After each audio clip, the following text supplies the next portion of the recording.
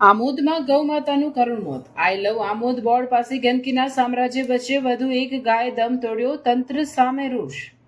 આમોદ શહેરમાં સ્વચ્છતા અને ગૌરક્ષાના દાવો વચ્ચે એક અત્યંત દુઃખદ ઘટના પ્રકાશમાં આવે છે. નેશનલ હાઈવે નંબર 64 પર આવેલા આછોદ 3 રસ્તા પાસે જ્યાં શહેરની શાન ગણાતું આઈ લવ આમોદનું બોર્ડ લાગેલું છે, ત્યાં જ એક ગાય મૃત હાલતમાં મળી આવતા સ્થાનિકોમાં ભારે અરેરાટી અને નગરપાલિકા સામે રોષ ફેલાયો છે. સ્થાનિક ગૌરક્ષક ભરતભાઈના જણાવ્યા અનુસાર આ વિસ્તારમાં હાઈવેને અડીને કચરાના મોટા ઢગલા ખડકાયેલા રહે છે.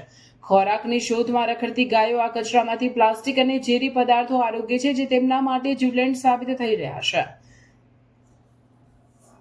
ભરતભાઈ અને તેમની ટીમે અગાઉ પણ આવી અનેક ગાયોને દફનાવી હોવાનું જણાવી તંત્રની ઉદાસીનતા સામે સવાલ ઉઠાવ્યા છે. ગૌરક્ષકોનો આક્ષેપ છે કે પ્લાસ્ટિક મુક્ત ખોરાકના અભાવે અબોલ જીવો સતત મોતના મુખમાં ધકેલા રહ્યા છે. સ્થાનિક રહીશોનું કહેવું છે કે આ ગંભીર પ્રશ્ને વારંવાર નગરપાલિકામાં રજૂઆતો કરવા છતાં કચરાના નિકાલ માટે કોઈ નક્કર આયોજન કરવામાં આવ્યું નથી. હાઈવે પરથી પસાર થતા હજારો મુસાફરોની નજર આ ગંદકી અને મૃત પશુઓ પર પડતા શહેરની છબી પણ ખરડાઈ રહી છે. હવે શહેરજનો એક જ માંગ કરી રહ્યા છે કે તાત્કાલિક ધોરણે કચરાના ઢગલા દૂર કરવામાં આવે અને ભવિષ્યમાં આવી ઘટનાઓ ન બને તે માટે કડક પગલાં લેવામાં આવે. સવાલ એ છે કે શું તંત્ર હવે જાગશે ખરું?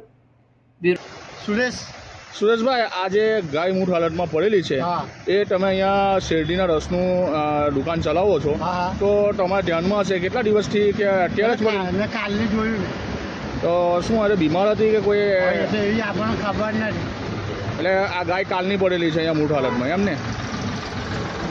કાલે હોમનું જોયેલું છે મેં.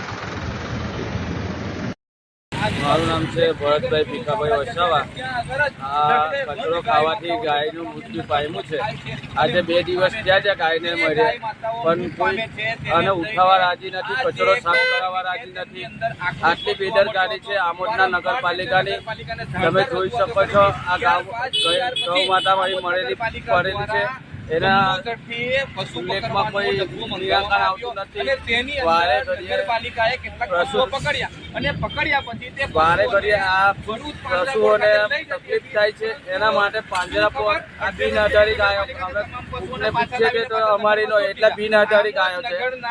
તો આ ગાયને પાંજરાપોળ કે ગમે તે તમે નક્કી કરી આપો, એના માટે અમને કોઈ વ્યવસ્થા કરી આપો તો અમે પાંજરાપોળમાં પૂરીને ચારો બારો બી નાખીશું.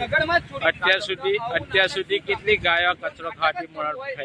અત્યાર સુધીમાં 1000 થી 2000 જેવી ગાયો મળી જશે અમારી નજરમાં. 2000 જેવી ગાયો તો અમે આમ ડબ્બર વિધિત કરેલી હશે.